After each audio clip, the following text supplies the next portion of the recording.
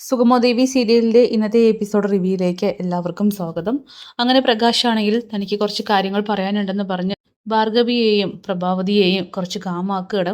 എന്നിട്ട് എന്താ പ്രകാശിന് പറയാനുള്ളത് പറഞ്ഞിട്ട് വേഗം പോകണമെന്നിങ്ങനെ പ്രഭാവതി പറയുമ്പോൾ, മേഡം ഞാനല്ല മീരയെ കൊന്നത്, അരുന്ധതിയാണെന്നിങ്ങനെ പറയുകയാണ്. കുഞ്ഞെ ഇതവൻ്റെ പുതിയ അടവാണ്, ഒരിക്കലും അല്ല എന്നൊക്കെ പറഞ്ഞുകൊണ്ട് ഭാർഗവിയാണെങ്കിൽ ഒരു നുണക്കഥ ആദ്യം തന്നെ തടയാനായിട്ട് നോക്കുമ്പോൾ, ഇല്ല എന്നെ വിശ്വസിച്ചാൽ മതി, അന്ന് ഫംഗ്ഷൻ നടക്കുന്ന സമയത്ത് നമ്മളെല്ലാവരും സന്തോഷത്തോടെയായിരുന്നു. അപ്പോൾ അവിടേക്ക് അരുന്ധതി കുറച്ച് ഗുണ്ടകളെ കടത്തിവിടുകയായിരുന്നു മേഡത്തിനെ കൊല്ലാൻ വേണ്ടിയിട്ട്. ടെറസിൻ്റെ മുകളിലേക്ക് അബദ്ധവശാൽ പോയ മീര അവിടെ വെച്ച് കൊല്ലപ്പെടുകയായിരുന്നു മേഡത്തിനെ കൊല്ലാൻ വിട്ട ഗുണ്ടകൾ കാരണം. എന്നിട്ട് ആള് മാറിപ്പോയെന്ന് മനസ്സിലായ അവരവിടെ നിന്നും സ്ഥലം വിട്ടു. ആദ്യം ദേവികയാണല്ലോ സംശയിച്ചിരുന്നത്, പിന്നെ കേസ് എൻ്റെ തലയിലായി. ഇതൊക്കെ കേട്ട് പ്രഭാവതിയാണെങ്കിൽ അന്ന് നടന്ന കാര്യങ്ങൾക്ക് തന്നെ ഓർത്തെടുക്കുന്നുണ്ട്. ഇനിയെങ്കിലും മേഡം എന്നെ വിശ്വസിക്കണം, ഇതൊക്കെ ഞാനെങ്ങനെ അറിഞ്ഞു എന്നായിരിക്കും മേഡം ചിന്തിക്കുന്നുണ്ടാവുക. ജയിലിൽ എന്നോടൊപ്പം തന്നെയാണ് കാർത്തികേയനും, അവനാണ് എന്നോട് മനസ്സ് തുറന്ന് സത്യങ്ങൾ ഞാൻ തുറന്നു പറഞ്ഞത്. ഇത് കേട്ട് പ്രഭാവതിയാണെങ്കിൽ ആകെ ഷോക്കാവുന്നു. ശേഷം ഇതൊക്കെ നിങ്ങളെ അറിയിക്കണമെന്ന് എനിക്ക് ആഗ്രഹമുണ്ടായിരുന്നു. മേഡവും അരുന്ധതി മേഡം തമ്മിൽ എന്തെങ്കിലും പ്രശ്നമുണ്ടോ? അരുന്ധതി മേഡത്തിൻ്റെ മോനെ മേഡം അപായപ്പെടുത്താൻ എങ്ങാനും ശ്രമിച്ചിരുന്നു എന്നൊക്കെ ചോദിക്കുമ്പോൾ പ്രഭാവതിയുടെ മുഖത്ത് ഞെട്ടൽ കണ്ടിട്ട് ഉണ്ടായിരുന്നുവല്ലേ എന്നിങ്ങനെ പ്രകാശൻ ചോദിക്കുകയാണ്. എങ്കിൽ മേഡം സൂക്ഷിക്കണം, ഇനി അല്ല അവരുടെ അടുത്ത ലക്ഷ്യം നിങ്ങളെല്ലാവരുമാണ് എന്നൊക്കെ പറഞ്ഞ് പ്രഭാവതിയെ ഭയപ്പെടുത്തുകയാണ്. അല്ല എനിക്ക് നന്ദനെ ഒന്ന് കണ്ടാൽ കൊള്ളാമെന്നുണ്ട്, അവനിവിടെ ഉണ്ടോ? നന്ദൻ എന്നിങ്ങനെ വിളിച്ചു പോകുമ്പോൾ നന്ദൻ ഇവിടെ ഇല്ല, എവിടെ പോയി? നന്ദനെ കാണാഞ്ഞിട്ട് കുറച്ച് ദിവസങ്ങളായി, ഇന്നവൻ്റെ പിറന്നാളാണ്, അവന് എവിടെയാണെന്ന് അറിയില്ല എന്നൊക്കെ പറയുമ്പോൾ, അയ്യോ മേഡം എങ്കിൽ പിന്നെ ഉറപ്പിച്ചോ ഇതിന് പിന്നിൽ അരുന്ധതി മേഡം തന്നെയായിരിക്കും. പക്ഷെ മേഡം വിഷമിക്കാതെ ഇരിക്കെ, മേഡത്തിൻ്റെ ഈ മനസ്സ് വിശാലമുള്ള മനസ്സായതുകൊണ്ട് തന്നെ അവൻ എവിടെയാണെങ്കിലും പിറന്നാൾ ആഘോഷിച്ചിരിക്കും എന്നൊക്കെ പറഞ്ഞ് അവിടെ നിന്നും നല്ല അടിപൊളിയായിട്ട് അഭിനയിച്ച് ഇറങ്ങി പോകുന്നുണ്ട് പ്രകാശ്.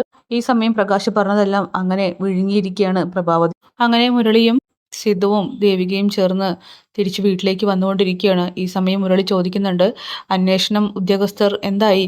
അത് ആ ഡിവൈഎസ്പിയെ മാറ്റാൻ പോവുകയാണ്, എസ് പിക്ക് അന്വേഷണം കൈമാറുമെന്നാണ് കിട്ടിയ സൂചന. പിന്നെ ഇനി ആ രാധാകൃഷ്ണന്റെ കാല് പിടിക്കേണ്ടി വരില്ല മുഖ്യമന്ത്രിയെ കാണാനായിട്ടെന്നൊക്കെ പറയുമ്പോൾ ദേവികയ്ക്കാണെങ്കിൽ ഒരു സന്തോഷമില്ല. എന്താ മോളെ സന്തോഷമുള്ള ഒരു കാര്യം പറഞ്ഞിട്ട് പോലും മോളുടെ മുഖത്തൊരു സന്തോഷം കാണുന്നില്ല അച്ഛാ? അത് പിന്നെ ഒരു കാര്യം എനിക്ക് പറയാനുണ്ട്. എന്താ മോളെ എന്താ കാര്യം? അച്ഛനോടത് എങ്ങനെ പറയേണ്ടതെന്ന് എനിക്കറിയുന്നില്ല. എന്താ കാര്യം പറയേ? ആ പ്രകാശ് ഇറങ്ങിയിട്ടുണ്ട് പരോളിൽ. ഓ അതെ, ഗിരിയേട്ടൻ്റെ വീട്ടിലേക്ക് പോയത്രേ. ഗിരിയേട്ടനാണെങ്കിൽ അവനെ വേണ്ടതൊക്കെ കൊടുത്ത് വിട്ടിട്ടുണ്ടെന്നാണ് പറഞ്ഞത്.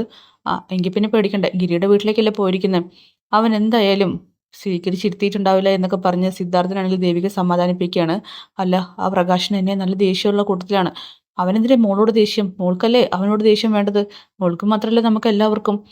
എന്നാലും അച്ഛാ നമ്മളെല്ലാവരും സൂക്ഷിക്കണം. ആ തൽക്കാലം ഒന്ന് സൂക്ഷിക്കുന്നതായിരിക്കും നല്ലത്. അങ്ങനെ മുരളി പറയുന്നുണ്ട്, അവനെ പരോളിലാണെങ്കിൽ ഇറങ്ങിയല്ലോ, അവൻ എൻ്റെ കണ്ണിൻ്റെ മുന്നിൽ എങ്ങാനും പെട്ടിട്ടുണ്ടെങ്കിൽ അവനെ ഞാൻ പരലോകത്തിലേക്ക് അയക്കുമെന്നൊക്കെ പറയുകയാണ്. അങ്ങനെ ശാരികയാണെങ്കിൽ ഇങ്ങോട്ട് പോകാനായിട്ട് പുറപ്പെട്ട് ഇറങ്ങുന്ന സമയത്ത് രാധിക ഇടയ്ക്ക് കയറി നിന്നിട്ട് പറയുന്നുണ്ട്, എവിടേക്കാണ് നീ പോകുന്നത്? അമ്മേ എനിക്ക് അത്യാവശ്യമായിട്ട് ഒരിടം വരെ പോകാനുണ്ട്. ദേ എവിടേക്കാണെങ്കിലും നീ പോകണ്ട. അതെന്താ അമ്മേ അങ്ങനെ? എനിക്ക് പോകണല്ലോ, അത്യാവശ്യമാണ്. ദേ നോക്ക്, നന്ദനെ കാണാതെ ഇതിന് പിന്നിൽ ആരാണെന്ന് ഇതുവരെയും അറിഞ്ഞിട്ടില്ല. അതുകൊണ്ട് തന്നെ അവരുടെ അടുത്ത ലക്ഷ്യം ആരാണെന്നും അറിയില്ല. ഒതുങ്ങിയിരിക്കുന്നതായിരിക്കും നല്ലത്. അതിന് ഞാൻ പുറത്തു പോകുന്നതുകൊണ്ട് എന്താ ബുദ്ധിമുട്ട്? പുറത്തു പോയാൽ തിരിച്ചു വരുമെന്ന് അറിയില്ലല്ലോ, അതുകൊണ്ടാ പേടി. അങ്ങനെ ശാരിക വാശി പിടിക്കുമ്പോൾ മാധവൻ പറയുന്നുണ്ട്, അമ്മ പറയുന്നത് അനുസരിക്കുന്നതായിരിക്കും ശാരിക നിനക്ക് നല്ലത്. അച്ഛാ അതങ്ങനെയല്ല, എനിക്ക് അത്യാവശ്യ കാര്യങ്ങളുണ്ട്, ഇങ്ങനെ പേടിച്ചിരുന്ന് നമ്മളിവിടെ ഇരിക്കത്തേ ഉള്ളൂ. ദേ നീ ഒരു MLA-യുടെ അനിയത്തിയാണ്, അത് മറക്കണ്ട എന്നിങ്ങനെ ശാരികയോട് രാധിക പറയുമ്പോൾ, ഓ അപ്പൊ ചേച്ചിയുടെ അന്തസ്സ അഭിമാനമാണോ നിങ്ങളൊക്കെ നോക്കുന്നത്? അല്ലാതെ ഞാൻ തിരിച്ചു വരാതെ കുഴപ്പമൊന്നുമില്ല അല്ലേ? ശാരിക അങ്ങനെ രണ്ടാമതൊരു അർത്ഥം കാണണ്ട, നീ പോണ്ടെന്ന് പറഞ്ഞാൽ പോണ്ട അച്ഛാ, എനിക്ക് നിർബന്ധമായിട്ട് പോകേണ്ട സ്ഥലമാണ്, അതുകൊണ്ട് പോയേ പറ്റുള്ളൂ എന്ന് പറഞ്ഞുകൊണ്ട് അവരുടെ വാക്കും ധിക്കരിച്ചുകൊണ്ട് അവിടെ നിന്നും ശാരി പോകുന്നുണ്ട്. അങ്ങനെ രാധികയാണെങ്കിൽ ദേവിക വരട്ടെ, ഞാൻ അവൾക്ക് കാണിച്ചു കൊടുക്കുന്നുണ്ടെന്നൊക്കെ പറഞ്ഞ് ദേഷ്യത്തിൽ നിൽക്കുന്നുണ്ട്. തുടർന്ന് മുരളിയും സിദ്ധാർത്ഥനും ദേവികയും തിരിച്ചെത്തുമ്പോൾ പ്രഭാവതിയാണെങ്കിൽ നടന്ന കാര്യങ്ങളൊക്കെ അതേപടി വിശദീകരിക്കുകയാണ്. പ്രകാശ് വന്നതും അതുപോലെ അവൻ കാര്യങ്ങൾ പറഞ്ഞതൊക്കെ തന്നെ എനിക്കെന്തോ വിശ്വസിക്കാനാണ് തോന്നുന്നത്. അങ്ങനെ വിശ്വസിക്കേണ്ട, അവൻ തീർത്തും 100% ഒരു കുറ്റവാളിയാണ്. കുറ്റവാളികൾക്ക് അറിയാം എങ്ങനെ പെരുമാറണം, എന്ത് ചെയ്യണം എന്നൊക്കെ, ആരെ എങ്ങനെ പറഞ്ഞ് വിശ്വസിപ്പിക്കാം എന്നൊക്കെ. എന്നാലും അങ്ങനെയല്ല സിദ്ധു, ഇതിലെന്തൊക്കെയോ സത്യങ്ങളുണ്ട്. ആ പ്രകാശ് ഒന്നും പറഞ്ഞത് വെറുതെ അല്ലെന്ന് എനിക്ക് തോന്നുന്നത്. അവൻ മാറിയിട്ടുണ്ട്, എന്തോ ഒരു ഭക്തി മാർഗത്തോടു കൂടിയിട്ട് ഇങ്ങോട്ട് വന്നത്. അതാ പ്രഭാവതി പറഞ്ഞത്, അവൻ പറയുന്നത് മുഴുവനും വിശ്വസിക്കണ്ട. അവൻ എന്തുദ്ദേശത്തിലാണ് ഇങ്ങോട്ട് കയറി വന്നിരിക്കുന്നതെന്ന് അറിയില്ലല്ലോ. അല്ല ഇനിയിപ്പോൾ അവൻ അന്വേഷണം പുനരന്വേഷിക്കണമെന്ന് പറഞ്ഞുകൊണ്ട് ചിലപ്പോൾ വീണ്ടും കോടതി സമീപിച്ചാലോ? ആ കാർത്തികേയൻ മുൻ സാക്ഷി പറഞ്ഞാലോ എന്നൊക്കെ ചോദിക്കുമ്പോൾ അതൊക്കെ ഈ കാർത്തികേയനും പ്രകാശനും തമ്മിൽ ഒത്തുകളിയാണ്, അവർ രണ്ടുപേരും ഫ്രോഡുകളാണെന്നൊക്കെ പറഞ്ഞുകൊണ്ട് പ്രഭാവതിയെ ഈ ഒരു വിശ്വാസത്തിൽ നിന്നും പിന്മാറിപ്പിക്കാനായിട്ട് സിദ്ധാർത്ഥൻ ശ്രമിക്കുന്നുണ്ട്. അല്ല സിധു, എനിക്ക് കുറച്ച് സംശയങ്ങളും കൂടി ഉണ്ട്. ബലരാമനെ കൊന്നത് സിദ്ധാർത്ഥനാണെന്ന് പറഞ്ഞുകൊണ്ടാണല്ലോ കേസ് ഉണ്ടായത്.